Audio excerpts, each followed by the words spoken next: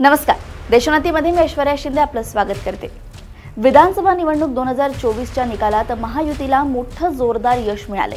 दुसरीकडे निवडणुकीत दारुण पराभव झालेल्या महाविकास आघाडीच्या नेत्यांनी अपयशाचं खापर ईव्हीएमवर फोडलं।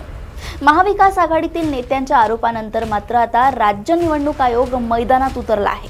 राज्य निवडणूक आयोगाचे मुख्य निवडणूक अधिकारी एस चोकलिंगम यांनी ईव्हीएम मध्ये गैरप्रकार करता येतो असा खोटा दावा आणि आरोप करणाऱ्यांवर गुन्हे दाखल करण्याचा इशारा दिला आहे। त्यामुळे महाविकास आघाडीच्या नेत्यांचे धाबे दणाणले आहेत। महाविकास आघाडीचे नेते तथा राष्ट्रवादी काँग्रेस शरदचंद्र पवार पक्षाचे प्रदेशाध्यक्ष जयंत पाटील यांनी ईव्हीएम वरून आरोप केले। सायंकाळी 5 वाजता नंतर मतदानाची टक्केवारी वाढली, त्यामुळे सायंकाळी वाढलेल्या मतांच्या टक्केवारीवरून प्रश्न उपस्थित केला।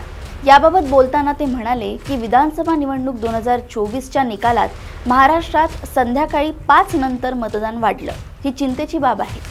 ईव्हीएम हे साधे कॅल्क्युलेटर असलं तरी त्यामुळे मतांची संख्या सायंकाळी वाढल्याचं दिसून येतं। यावरून निवडणूक आयोग काहीतरी लपवत असल्याचं दिसतंय।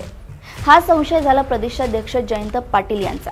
पण अनेक विरोधकांनी विधानसभा निवडणूक 2024 मध्ये पराभव झाल्यानंतर ईव्हीएमवर प्रश्नचिन्ह लावलं। ईव्हीएमवर महाविकास आघाडीच्या नेत्यांनी आरोप केल्यानंतर जनतेचेही प्रश्न वाढत होते, पण उत्तर कुठूनच मिळत नव्हतं। आता अखेर राज्य निवडणूक आयोगाच्या अधिकाऱ्यांनी सावध पवित्रा घेतलाय।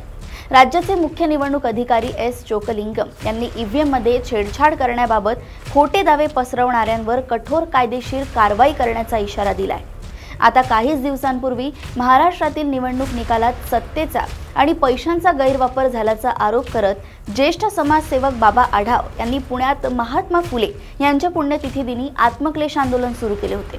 राज्यातील विविध नेत्यांनी बाबा आढाव यांना आंदोलन मागे घेण्याची विनंती केली। त्यानंतर उद्धव ठाकरे यांच्या उपस्थितीत आढाव यांनी अखेर आत्मक्लेश आंदोलन मागे घेतले। पुण्यात बाबा आढाव यांच्या आंदोलनात महाविकास आघाडीच्या नेत्यांनी ईव्हीएमवर अपयशाचं खापर फोडल्यानंतर निवडणूक आयोगानं आपली भूमिका स्पष्ट केली। ईव्हीएमवर सनसनाटी निर्माण करून खोटे आरोप आणि दावे करण्याचा प्रयत्न केल्यास निवडणूक आयोग या प्रकरणाची गंभीर दखल घेईल। असे खोटे दावे आणि आरोप करणाऱ्यांवर निवडणूक आयोगाकडून कठोर कारवाई केली जाईल, अशी भूमिका मुख्य निवडणूक अधिकारी एस चोकलिंगम यांनी मांडली। परदेशात राहून राज्यात झालेल्या विधानसभा निवडणूक 2024च्या निकालावर आक्षेप घेत सय्यद शुजा यांच्याकडून खोटे दावे आणि आरोप करण्यात आले होते। या प्रकरणाची निवडणूक आयोगानं गंभीर दखल घेतली असून सय्यद शुजावर गुन्हा दाखल करण्यात आलाय। सय्यद शुजा यानं केलेल्या खोट्या आरोपांबाबत दिल्ली आणि मुंबई पोलीस तपास करतायत। या गुन्ह्यात सहभागी असलेल्या कोणालाही सोडलं जाणार नाही, असंही त्यांनी यावेळी स्पष्ट केलंय। आता ईव्हीएमवर किंवा निवडणूक आयोगावर दोषारोपण करणाऱ्यांना मुख्य निवडणूक अधिकारी एस चोकलिंगम यांनी चांगलाच धक्का दिलाय। त्यामुळे आतापर्यंत विरोधात बोलणाऱ्यांची बोलती बंद होते की गुन्हे दाखल होतात, हे आता बघावं लागेल।